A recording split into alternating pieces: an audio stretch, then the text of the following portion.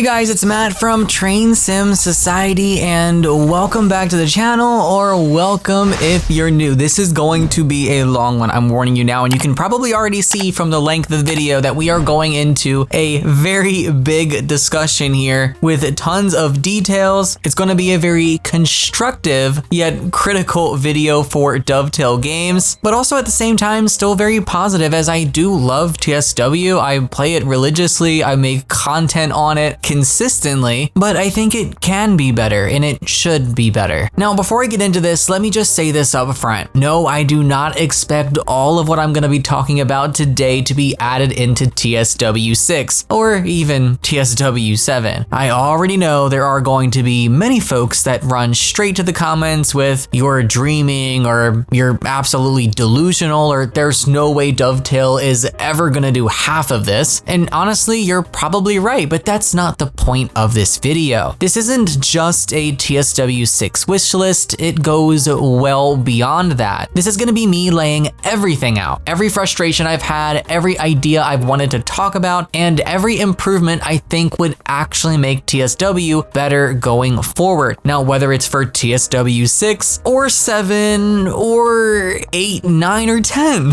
because we know we're going to get there eventually, this is just me being fully honest and constructive about where I think the sim needs to improve, because I do care a lot about it. I've played every iteration, I've supported it through every upgrade, every patch, and most DLC, so this video is coming from a place of wanting to see it grow into the best possible version of itself, and not just me piling on complaints for the sake of it. You can go ahead and grab your snacks, your cup of tea or coffee, and if you don't want to watch, you can listen to it podcast style. So with all of that said, let's jump into the first section here. We're going to be starting with freight, specifically US freight, and the scoring system that could potentially improve how players enjoy freight services or services that take a lot longer to complete. So I'm thinking of very specific routes in mind for this. Cheyenne to Laramie, Cajon Pass. These are routes with services and scenarios that take a lot of patience and also effort. You're challenging steep grades, managing speed on descents, watching your throttle and dynamic braking. It's a real challenge. And even though I didn't really prefer playing with these kinds of trains and services at first, I have grown to love and appreciate them. But there's an issue here with the scoring system that doesn't reward that type of gameplay very fairly. Now, I could run a class 390 Pendolino on a 15 to 20 minute service, for example, zooming at 125 miles per hour, and I'll end up with, what, 12,000 to 16,000 action points, let's say. But then I can turn around and spend 2 full hours, sometimes a little more depending on the exact speed you're traveling, hauling a loaded freight consist up and down a mountain, managing my braking and very slow speed limits, and I'll possibly get the same score or sometimes even less. And I think that makes absolutely no sense. You only get points for staying under the speed limit, which sure, that works for fast services, but for freight, where the challenge is in the mass and handling of the train itself and not so much the speed, it just doesn't work. That kind of scoring system actively discourages players from doing the hardest type of gameplay. Now, I know there are going to be some people that don't care about the scoring and don't care about the medals and rewards and all of that stuff, but there are players out there that do, and for those players, this should be taken into account. What I really think needs to happen is a shift in how action points are calculated for freight services. I definitely think weight should be factored in, maybe even the length of the consist, the route difficulty, maybe even a multiplier for distance and time. Although I am hesitant to say that because I know people could try to game the system by just sitting idle in a scenario to farm points, but that type of thing is always possible. I know some people actually do that in the training center, but something needs to change. If I'm dragging thousands of tons up and down steep mountain grades for 2.5 hours maybe, I want to feel like I'm being rewarded for that, not just hitting the same number of action points I'd get from a commuter run I could knock out on my lunch break.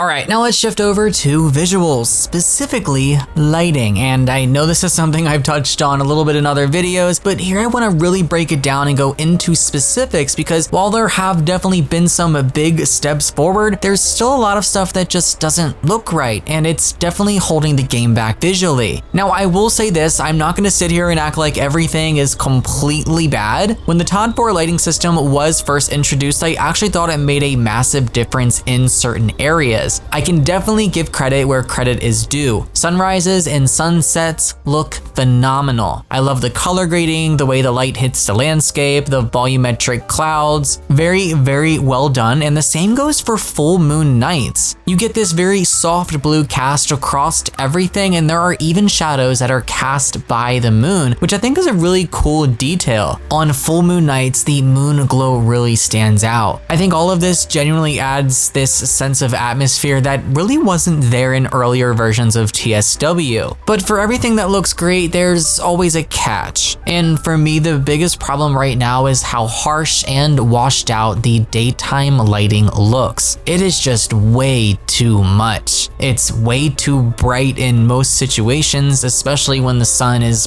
overhead, and the baked lighting in a lot of environments just feels completely off, like it's not reacting dynamically the way you'd expect or the way it would in reality. Now, personally, I use mods on PC, specifically lighting mods from JetWash. I want to give a huge shout out to them first and foremost. Now, their work tones things down just enough to make it more bearable, but still doesn't completely fix the issues. But here is the issue. Not everyone has access to that sort of thing. Console players can't use mods. And even on PC, not everyone wants to mess with engine.ini files or deal with the performance hit that comes with running heavier lighting mods. Now, I'm fortunate enough to have a decent rig so I can get away with it, but I shouldn't have to, and I don't think everyone else should have to either, to get an experience that's more realistic. And even then, with all of that, the mods don't fix everything. Yes, they improve the sunlight and reduce the harshness a little bit, but they don't touch one of the worst offenders in the entire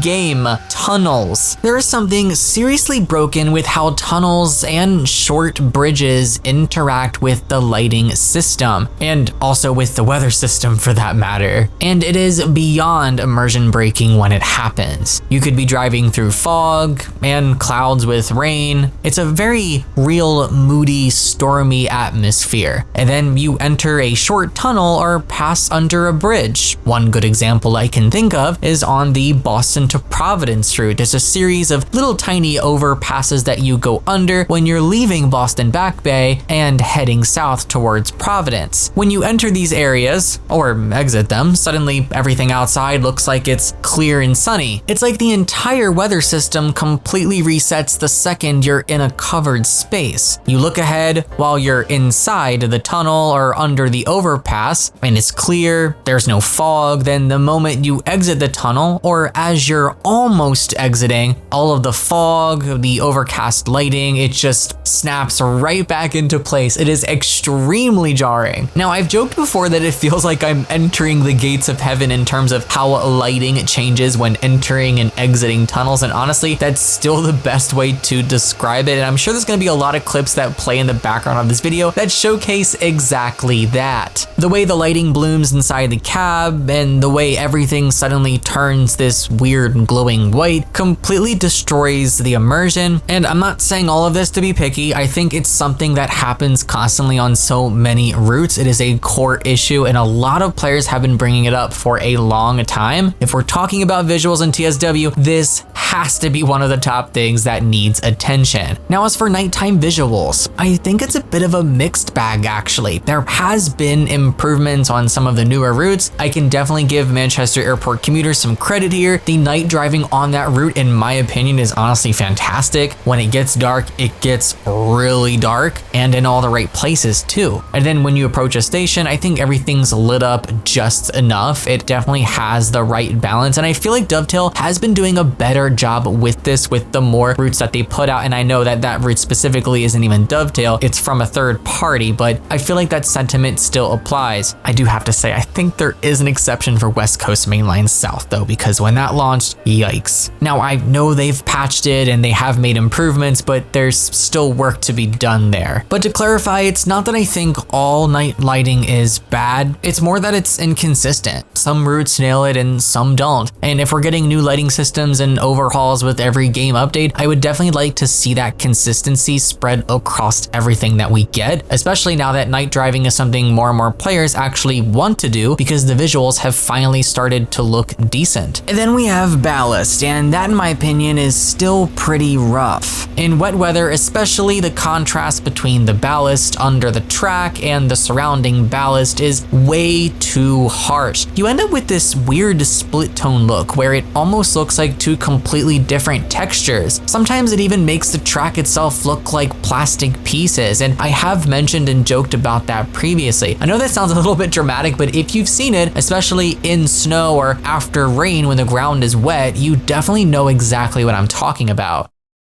Alright, so now I'm ready to talk about shadows. So TSW5 introduced improved track shadows, and when they work, they are amazing. You can really see that added depth in the world when those shadows do render correctly, but the issue is that they only seem to work reliably on straight sections of track. Once you hit a junction, they disappear entirely, and you're left with the old system of track shadows where you could see them popping in directly in front of the train. This is definitely one of those things where you notice it because it was improved, but then when you get to those junctions, you also notice where it wasn't. I remember when Dovetail first introduced the improved track shadows, they did mention that it only really works on straight sections of track. I guess maybe because of the way the system's built, I'm not really sure, and that is fair enough, I get that, but I really hope they can find a way to get this working on junctions too. I think it would make a huge difference. And while we're here on the topic of shadows, I also want to bring up distant shadows too. I think they're called long range cascade shadows. I'm not entirely sure on the technical name, but what I do know is that when you look further down the track, you can see where the shadow rendering cuts off, and it just doesn't look good. So I have seen some discussion over on the forums about the possibility of LOD and shadow sliders being considered, maybe for PC players in the future, which if it is true, I would definitely love to see, because right now the only way to adjust things like draw distance, mesh quality, or shadow resolution in fine detail is by manually editing your engine.ini file. And I don't see a problem doing that if you know what you're doing. I've done it, and I'm currently doing it for all the footage that you're seeing in this video. I have enhanced level of detail, better shadows, longer draw distances. So if what you're seeing looks decent, it is absolutely not the default game. Now I'm bringing this up because I think it's really important for every player and not just the people who mod the game. These kinds of graphics tweaks should be built into the settings menu. We should have proper sliders without having to touch config files or rely on third-party mods. And when it comes to LOD poppin', I think the biggest offender is by far the track detail, especially ballast and sleepers. Now on a lot of older routes, particularly ones from the TSW3 era, you can see the sleepers loading in directly in front of you in this straight line almost. It's extremely jarring. This issue also applies to trees as well, but thankfully with some of the settings that I have set, you don't see that happening. Now some newer routes have improved this quite a bit, but it's still a pretty big issue, and it's just one of those things where once you notice it, it is impossible to ignore. Now I know at this point I've probably said immersion a million times in this video, and will probably say it a ton more, so if you are of age, feel free to turn this into a little drinking game.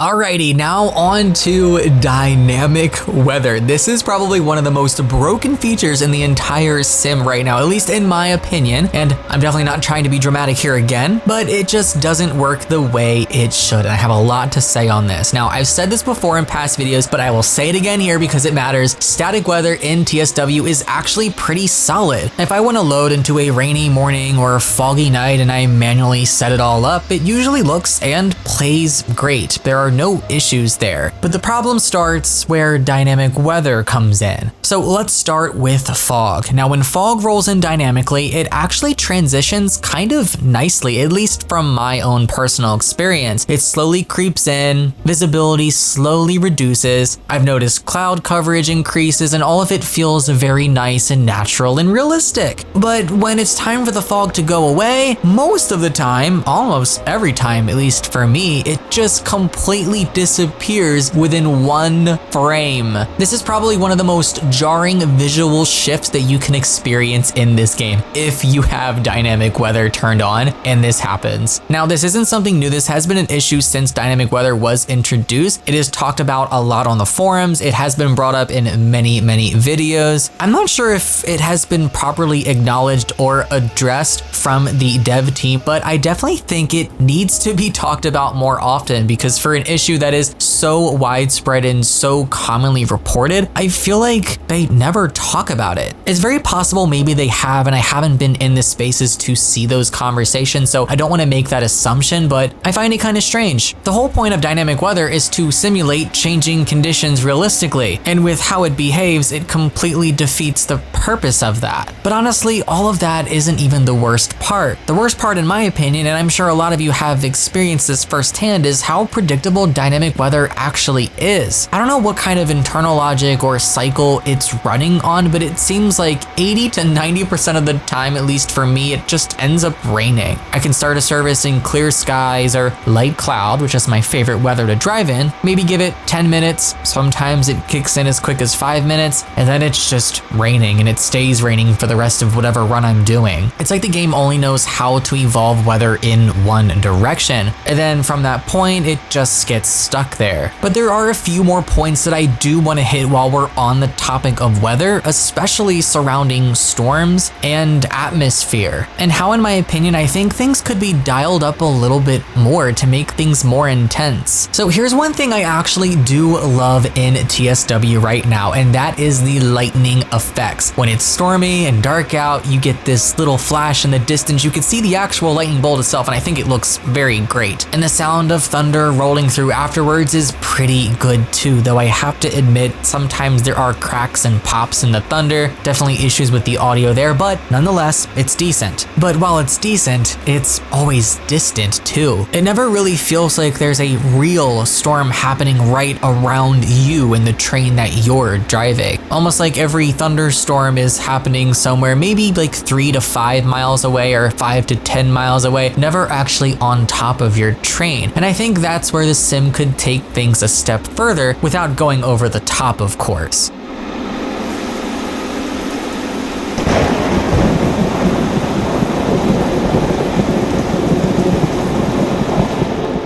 Now, I'm not asking for tornadoes ripping through the map or debris flying across the tracks, but imagine if lightning strikes could happen closer to your exact location. Not right on top of you, but close enough to light up the entire cab for a second and create some awesome shadows inside. Or shake the camera with a loud, sharp crack of thunder, something that like really hits you, something that makes you go like, whoa, that was extremely close. That is exactly what I want. And I get it, not everyone would be into that sort of thing, but for players who are sensitive to flashing lights or sudden loud noises, I definitely think this could be a problem, which is why I think this kind of effect should be a toggle. I think all of this would definitely change how it feels to drive during a storm, especially if you paired that with better rain visuals, because I feel like that could also be improved. While still keeping the topic on weather, I want to talk about a randomized weather button. This has been something I've actually been wanting for a while, and it's something very, very small that I think would go a big way for a lot of players that don't like having to think about and choose weather every single time they're playing. Now, right now in TSW, when you're setting up a service, you can choose your cloud percentage, how much fog, wetness, precipitation, all of that manually, and I like that. That's great. The weather sliders have been there for quite some time, but sometimes sometimes I just don't know what exactly I want, and I want to load into a service and be surprised. So that's why I love a little button right next to the weather sliders that just lets you randomize. You select a service, press the randomize button, and it'll shuffle the time of year and the weather conditions. Now this next one might be a bit more ambitious, but I still want to include it because it's something I've seen in other simulators, and I think it is definitely time for TSW to step it up too. And no, I'm not talking about multiplayer. I have pretty much given up on the idea of that because I don't think it's just going to work properly. I think it's going to be buggy, so I'm not even going to entertain the idea. But what I'm talking about is live and historical weather. Now, Microsoft Flight Simulators had this for a while now, and there's already a mod for TSW that actually tries to do it too. If you haven't heard about it, the mod uses a weather API to pull in live conditions based on your in-game location. So if it's raining in Boston at 5 p.m. in real life and you're running a service from Boston to Providence in-game, it'll actually load in those real-world weather conditions automatically if you have an active internet connection. And the same goes for historical weather too. You can pick a specific service, and depending on what year the timetable is and what time you select, it'll simulate what the weather was like on that day at that time in that location. Now, I've tried it, I've played around with it, and when it works, it is absolutely incredible. But the problem is, it's a mod, and it kind of is in beta, I think. So it is very unstable. I've had it crash the game several times or possibly not sync properly, so I can't really rely on it. And most players, especially on console, don't have access to these sort of mods and tools at all, which is exactly why I want to see this become an official feature. If Dovetail can get the API implementation right and build it into the game's settings, maybe even under a real world weather or a live sync toggle, I think that would be a massive step forward for immersion, and it would be so cool to pair that with real-time lighting, sunset and sunrise behavior, even temperature dependent effects like fog or frost. But the groundwork for all of this is already there. It'll update the weather every few minutes as you drive. One of my main complaints with the mod though is that when it updates the weather, it gives you instant changes that appear as flashes. There isn't a smooth transition. It would be nice if it updated every minute, maybe with a 1 minute or 1.5 minute transition, just to make it a bit more immersive. But imagine how much better that would feel if it was stable, official, and fully supported in the game. And I know stuff like this takes a ton of work, a ton of resources, money, and development time, but this is what I mean when I talk about features that push immersion. This is the kind of stuff that brings the world of TSW to life in ways that visuals and gameplay alone, in my opinion, just can't. So this one's a little bit of a pet peeve of mine, but it's something that's bugged me for a long time. And honestly, if you've watched my gameplay or my footage, you've probably noticed I almost never show snow services, and that's not by accident. Now, that is because I think snow in its current state just doesn't look very good. The snow itself is could be better, but there are some snow effects that are extremely immersion breaking at times. So back in TSW 3 days, they added a little snow effect on the side of trains. There's a little tiny visual cue that looks like snow is being kicked up from the ballast and I guess is sort of clinging to the side of the train as you move through snow. And in theory, it's a pretty good idea, but in execution, I think it needs a lot of work. Sometimes it looks alright, but other times, especially at night, it looks like it's glowing or something. And it does this thing a lot where it flickers. There's definitely something wrong with the lighting or shading. I'm not exactly sure what's causing it, but I just know that it definitely doesn't blend into the environment the way that it should. It's very detached. The snow depth itself is also very underwhelming too. I personally want to drive through snow that feels extremely heavy, where the tracks are fully buried, where it's almost like you're cutting through it. But right now, even on the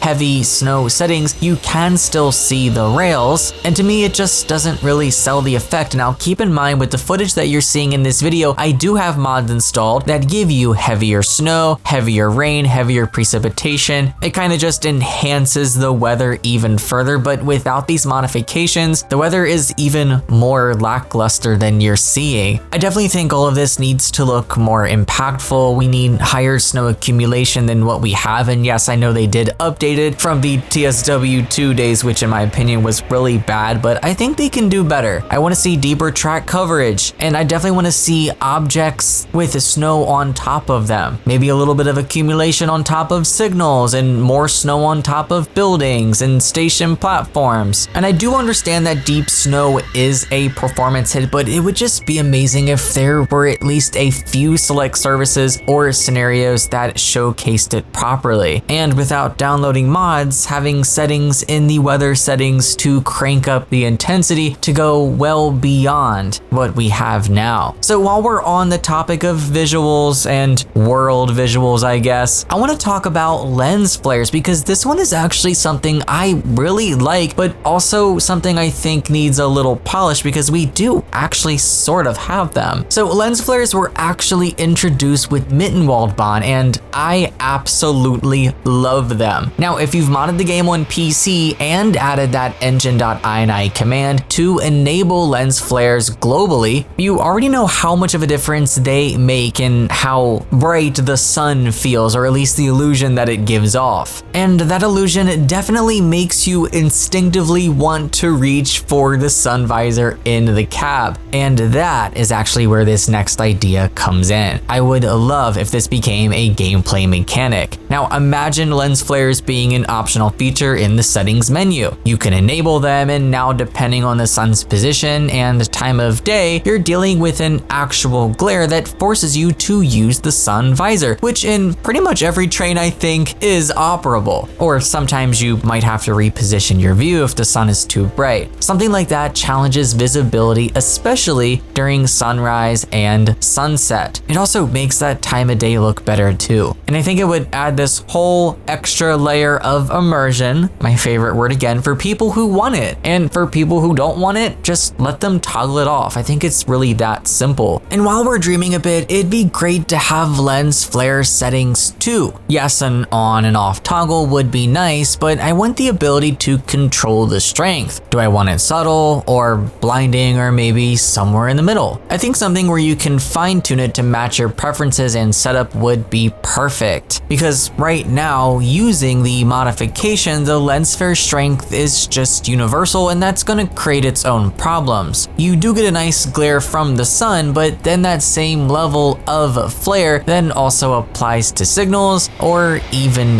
the moon. And that's where it gets a little bit silly, because I shouldn't be blinded by a half moon or sometimes even just a quarter moon. And also at the same time, a glowing signal at night shouldn't be giving off the same strength lens flare as our sun. But yeah, I like the idea. I think it's a great start. I like the modification, but I think we definitely need separation between light sources. And hopefully if this ever becomes an official feature, which I hope it does, this kind of separation does come with it. Now for blur on wheels, this is especially present on older rolling stock. Now this is one of those visual issues that's been around for a long time, and I'm kind of shocked that it hasn't been entirely fixed by now. I'm not exactly sure what is causing it. Maybe it's tied to the motion blur settings or how motion blur works in Unreal Engine, but whatever it is, it definitely needs some attention.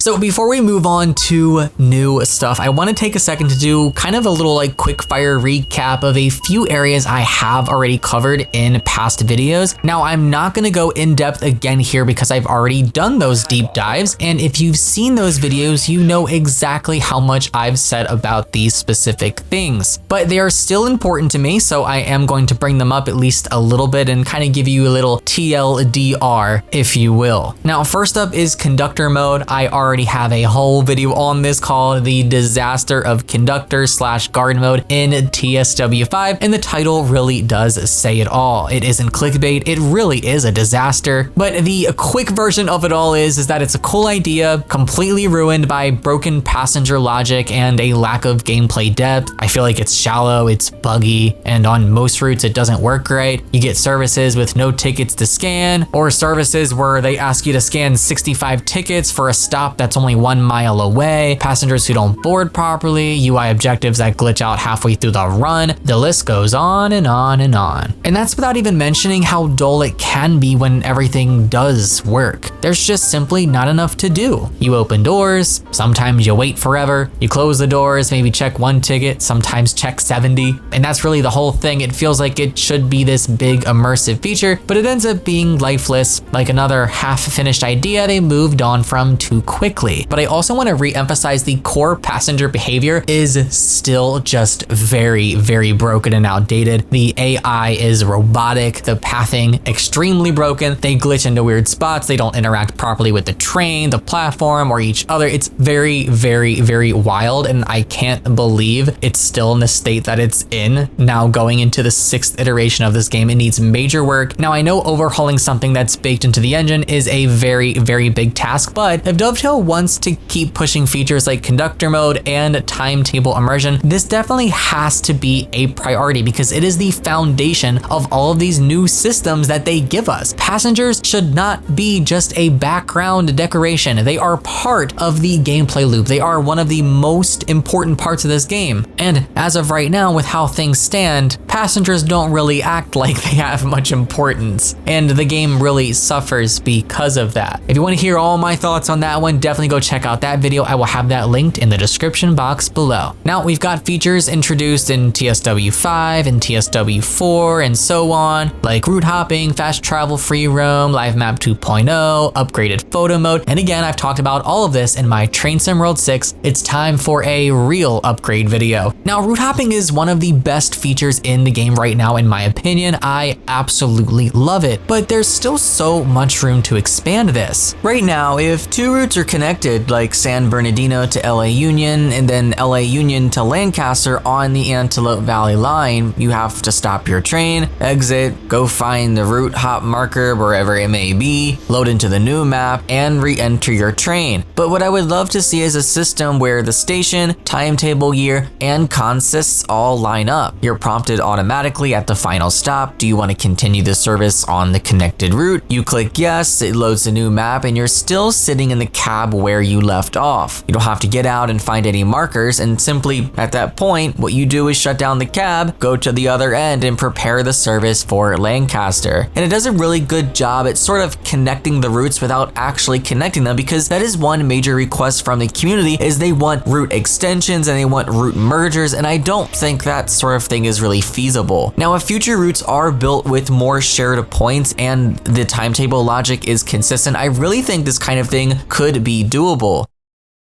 And as far as free roam, I love it. I use it all the time, but it's still missing timetable style stop instructions, which would make it feel more like a real session. One of my favorite parts of the game, but again, could be pushed further. And I go into way more detail on all of this in that specific video, so I will have that linked below as well. Now for the dispatcher, I'm not gonna go super deep into this because I already did, and this was back during the TSW4 days. I have a whole video titled TSW4, the dispatcher is broken. It's time we address this. And the frustrating part is that we're now moving into TSW6 and we're still stuck in the same loop. Now, to be fair, some things have improved. We have a much better version of the 2D map. We can see train statuses, and we do have the ability to remove stuck trains and remove paths. So that's definitely progress. But to be honest, this shouldn't be something players even have to do. If we're still micromanaging jammed services and stuck traffic every time we load into a timetable, I think something is definitely still wrong. At the minimum, there needs to be a way to quickly identify the problem train if there is one, because it usually is just one. Now, you'll have one train stuck at a red signal, it ends up blocking up dozens and dozens of other services. I think it would be pretty nice if the 2-dimensional map could maybe color code that stuck train differently so it stands out clearly from the rest, or maybe even add a simple reset instruction button just to see if we can get it moving again before we have to delete it. I definitely want that to be a last resort. And while we're talking about the map, I definitely think we need more visibility options. I've mentioned this before, and I do in further detail on this video and in other videos on the channel, but sometimes I want to zoom all the way way out to see where every AI train is. These AI trains, they don't have icons, they don't have any overlays, so you can't really see them unless you zoom all the way in on them, and they blend in with the track lines themselves anyway. And maybe those could have filters too, so we can see all passenger AI trains on the map, all freight AI trains, or maybe even non-revenue equipment moves. That sort of thing I think would go a long way and would be a great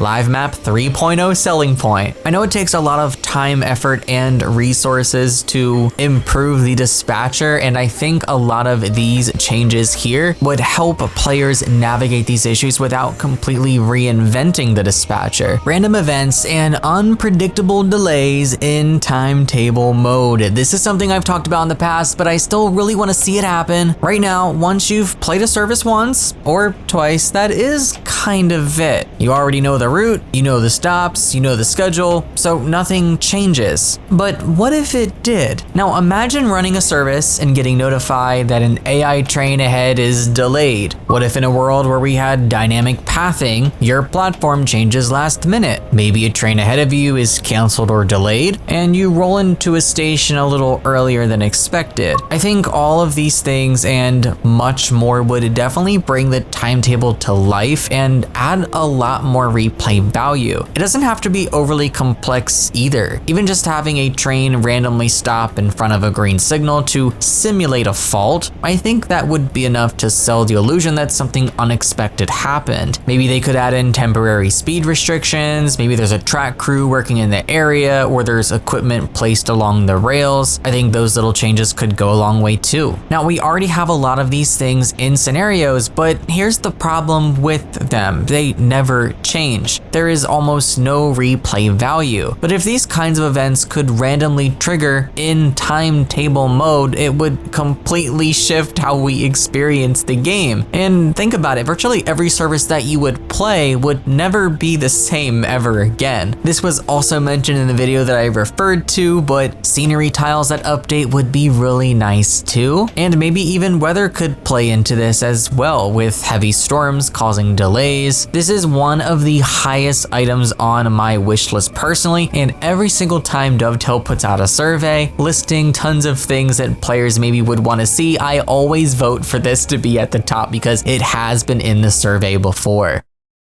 Now up next, I want to talk about automatic announcements. This is something I have brought up a few times before, and there are mods that attempt to do this, but I honestly don't think it should be a mod at all. I think this should be built into the game as a core feature. We already have so many trains and routes where in real life you hear announcements playing, whether it's on board, on the platform, or during the approach to a station, but in TSW, outside of scripted scenarios, or a very, very rare moment while in the cab, you don't really get none of that. On a lot of British routes though, you do hear stuff at stations. Sadly, that doesn't carry over to other countries like the US, for example. But for all the trains and routes without it, all that silence makes the world feel empty. Now, I totally get that every country and every region, every operator has different voices and styles of announcements, so there's no way they're going to be able to recreate every individual system exactly how it works in actuality. But here's my suggestion. I think they should just use text-to-speech. Let players pick from a few generic voices, accents, languages, and speaking styles, then automatically generate announcements based on the timetable or objective. It doesn't have to be 100% accurate to the real world. It just has to work, and it just has to feel right.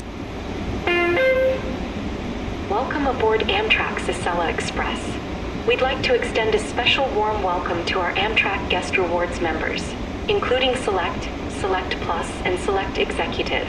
Let the game detect when the train is departing, approaching, or arriving at a station. Maybe it could use door open and close triggers or possibly GPS location cues to time the announcements. We could hear this train is now departing, our next station stop is X, or this is X, please watch your step when exiting the train. I think that alone would add so much immersion, especially for longer services, and we already have these sorts of things embedded into the game on specific routes. I know one of the ScotRail routes has it. It might be more than one ScotRail route, but I'm not entirely sure. And there is a mod, Automatic Announcements, that actually adds all of this in automatically, and it is so immersive. It makes me enjoy my runs so much more. And again, I'm not saying it should replace manual announcements or community mods. I really love all of those, but the console players definitely should have access to something like this too. And right now, unless you're on PC and know how to mod, you're kind of stuck with the very little that you have from Dovetail or complete silence on most routes. To help keep Acela clean and comfortable for all passengers, please dispose of any trash in the designated bins located in each car. At this time, the conductor will be coming through to inspect and scan your e-tickets. Please have them ready together with your identification to expedite the process. Thank you for choosing Amtrak's Acela Express, and we hope you have a pleasant journey. So this next one is a pretty big wishlist item that I have seen thrown around a lot, and if done correctly, would be probably one of the best additions to TSW. And that is the idea of a true career mode. Now, before anyone jumps to conclusions, no, I'm not talking about locking players out of trains they already paid for or forcing people to grind XP just to drive a loco they already own. But what I am thinking about here is the potential for a separate game mode, something that is optional, that adds a more structured, long-term progression system for players who want that kind of experience. And I think honestly, this could be one of the best additions to TSW if they ever chose to go down that path. Now, right now, the game has a leveling system. We have our action points and we have our driver profiles, but none of that really leads anywhere. There's no sense of progression or consequence or long-term growth. You drive a train, you earn points, you level up, and then what? That's it. Nothing really changes or happens after that point. So what if we had an actual career path in the game, and also the ability to finally re-customize our characters anytime we want? Because after you initially create your profile, you can't change your character ever again without creating a new one. So this is what I imagine. Maybe you start as a trainee, maybe you're riding along in the cab and you're just observing an experienced engineer. It would probably end up being one of the AI ones that you see already driving the trains. Maybe they introduce tutorials as some sort of exam progression so that you can earn certifications. And then you go train by train and route by route after you've proven yourself to graduate to regular scheduled runs. And with time, you take on more challenging services, new routes, and maybe even different roles. And I think it would be very neat if with time you could unlock prestige jobs too, like rail tour services, special freight contracts, or high-speed services. Now remember, if this is a career mode, each one has to be earned, and you have to build this out one step at a time. You're not just going to go into this and have everything unlocked. But all of this doesn't even have to be limited to the driving aspect. Maybe you could start out as a conductor, checking tickets, opening doors, the same way that we can now in conductor mode, and then move your way into the engineer seat once you've put in all the time. It would be neat to see it broken down into maybe like ranks or tiers, maybe something like trainee, junior operator, certified engineer, then elite operator or something like that. And as you level up, you unlock more flexibility and control over how you run your services. Like maybe early on you have to follow set timetables and standard weather, but once you hit the top rank, you get full freedom. You can pick your own conditions, run express only, maybe even toggle dynamic events, and then maybe if you do those more challenging services with challenging weather conditions, you earn more points. The whole idea of this isn't about limiting the player, it's really just giving them a reason to progress and keep playing. And I really think that something like this would draw players back into the game because players like a reward type system. I'm not saying again this is for everyone, but for those that prefer this, it would draw a whole new crowd. As buggy as the career mode is in Microsoft Flight Simulator 2024, they have made improvements to it, but that alone drew me back to the game because the idea of it is so interesting. Now, I know some players are just gonna wanna boot up the game, pick a train and go, but what I wanna point out is that I don't think that should change. But I think having a completely separate mode where you are working towards something, where your choices matter, and where there's actual growth over time could bring a whole new layer to the sim and give you another option in case you don't wanna just play the sim and jump straight into a service. The certification or license system could go even further too. Let's say you complete tutorials to earn licenses, but if you break too many rules, or if you speed too many times, or fail to acknowledge alarms, or use your emergency brake way too often, maybe that license gets suspended and you have to requalify before you can continue doing what you were doing. Or maybe worse, you have to build your way back up to that point because you messed up. There are a lot of great ideas for something like this over on the forums. Players have suggested progression paths, company management systems, economy modes, and all of that stuff. There are so many different ways they could tackle this, but I think something is better than not having this mode at all, and there wouldn't be anything wrong with it if it was optional.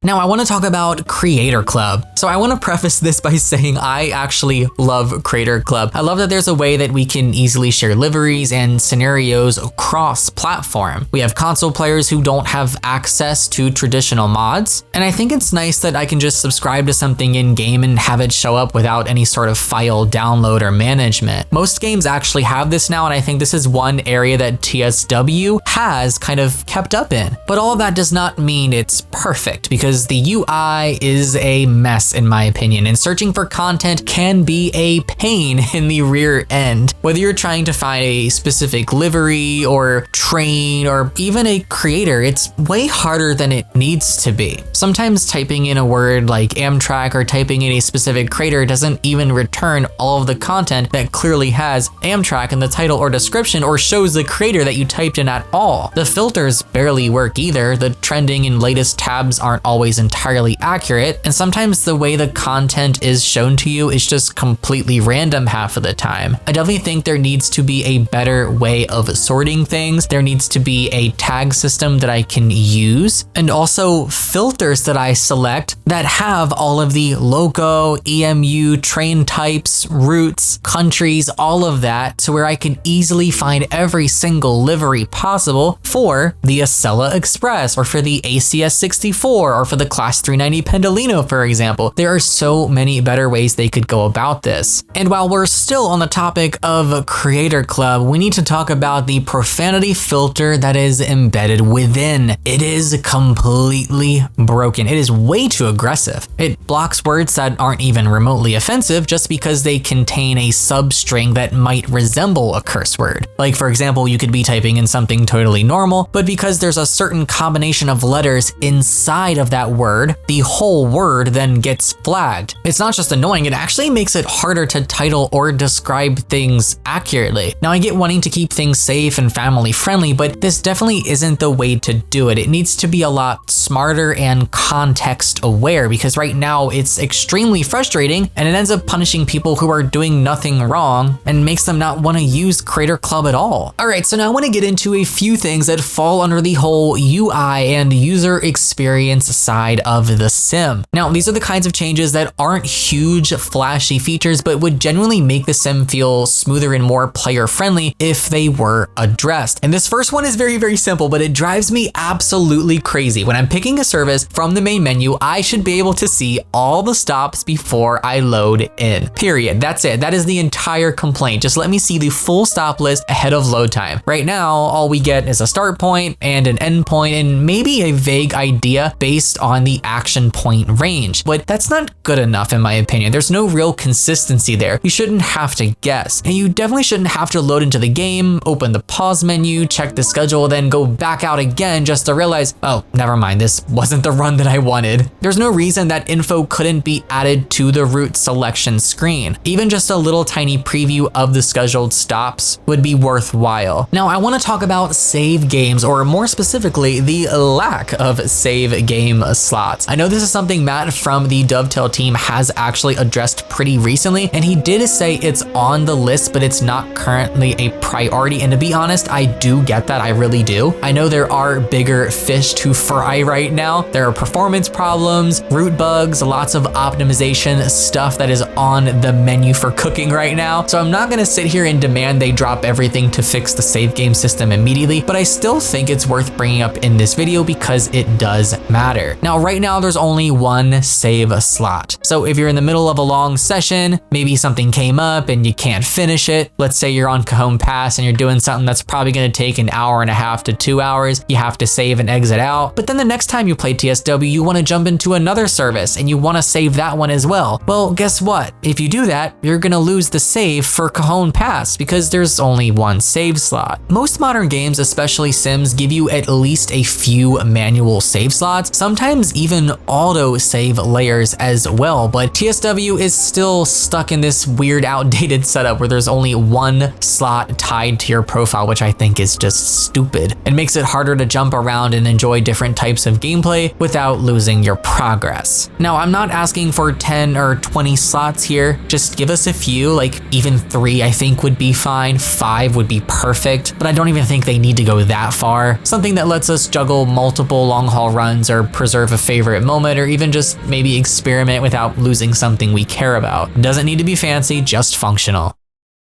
Now, this next one is a very little itty bitty thing, but it has been bugging me for years. I want to talk about the distance indicator in the hub, the one that shows how far away you are from your next stop or objective. Right now, that distance is measured as the crow flies, which if you're flying a plane, sure, that makes a lot of sense, but we're not in planes here. We're on the rails. We don't fly through terrain, we follow the track. So it makes absolutely no sense to show me a straight line distance when I'm about to curve through a mountain pass. That number doesn't reflect reality at all. It's extremely misleading. I've had moments where it said I was 0.4 miles away from my stop, for example, and it took me 5 minutes to get there because of how winding the track was. These types of scenarios are especially present on Semmeringbahn. Now, it doesn't need to be hyper detailed or GPS accurate, but if the game already knows the track path and can calculate arrival times and speed limits, why not just show me the actual track-based distance?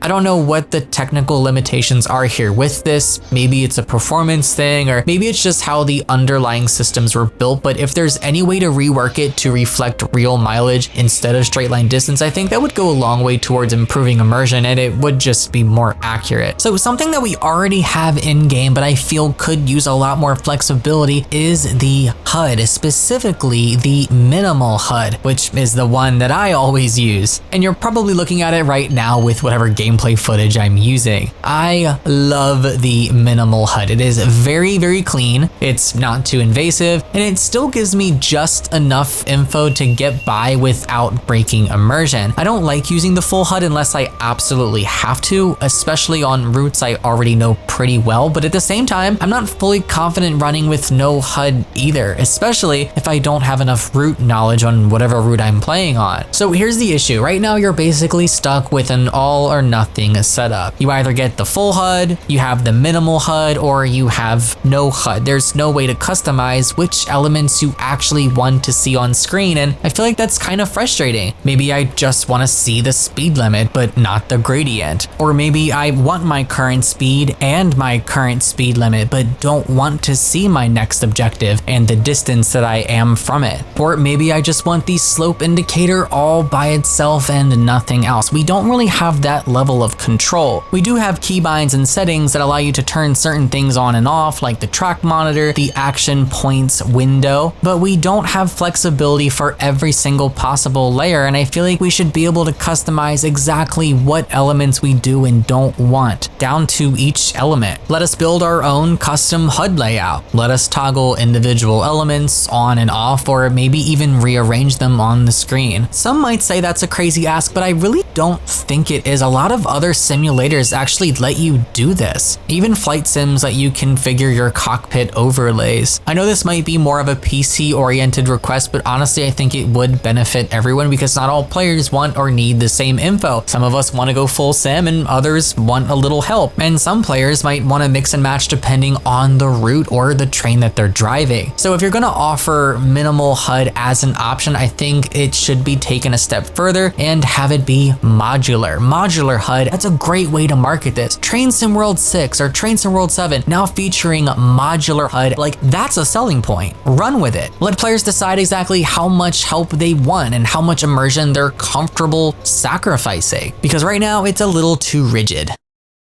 So now I want to talk about the layers tab, and I don't really see anyone talking about this. This is definitely a very niche to me request. So what I'm talking about specifically is the feature in the timetable selection screen that shows you what additional locos or consists will be layered into that route's timetable depending on what DLC you own. And having that there is nice, being able to enable and disable certain layers. It's great in my opinion. I feel like it's a little pointless because the dev team, I believe, recently confirmed that even when you disable layers there, they're still being loaded into memory, which kind of doesn't make sense, but it's nice at least if you don't want to see them. But the problem here with it is that the information that's presented in that layer screen, especially for layers you do not own, this issue really specifically ties to that. Half the time, it's not even accurate. The issue that I run into a lot is it lists a vague or incorrect name for what's missing, and you're left trying to guess what DLC it's referring to. And I actually had this happen where I went on the forums and sent a screenshot. I was like, what does this even mean? Like, what am I missing? It's not really accurate, or it's not doing a good job at telling me what I need to buy to fill in this layer. And a user responded back letting me know, oh yeah, this is what it means. You need this basically. Like if you're someone who knows the routes and the trains, maybe you can piece it together. But if you don't, let's say you're a newer player, or maybe you're just not familiar with every loco and every timetable setup, depending on the region, it's extremely confusing. And it's even worse when it comes to actually buying content. And I have noticed that when I do figure it out and I do buy the content, that layer and what it displays there actually changes, and it'll say something completely different. And for a game that relies so heavily on DLC layering and bundles and interconnectivity between routes and locos, this whole system needs to be way more transparent. And I think it should clearly tell you what loco or consist is missing specifically, what exact DLC is needed to enable it, and ideally give you a direct link to the store page if you want to pick it up, depending on what platform you're on. Like if I could just click that and it takes me to a Steam page, I would be more likely to pick something up. I honestly think if the system was more intuitive, more people would buy more DLC. But as it stands right now, it just creates confusion and frustration, and I don't think that is the best look. Now it's super minor, okay, but it bugs me way more than it probably should. It's actually the route icons on the main menu. Now some of them look amazing. You've got, high quality promo renders that feel very polished and very official. And then with other routes, it's like someone grabbed a random in-game screenshot and threw it in as the official cover for the route, like Boston of Providence, for example. It's very inconsistent and it makes the main menu look pretty messy. Now I know it sounds petty, it's so stupid, it's so small, and maybe it is, but this is the kind of visual detail that really matters. It's the first thing that players see, especially new players, when they load into the game and see the main menu. And I feel like when it's clean and professional, it gives off a better impression of the product overall. So I don't know why, at least if we're not going to be consistent in other areas of the game, that we can't be consistent here.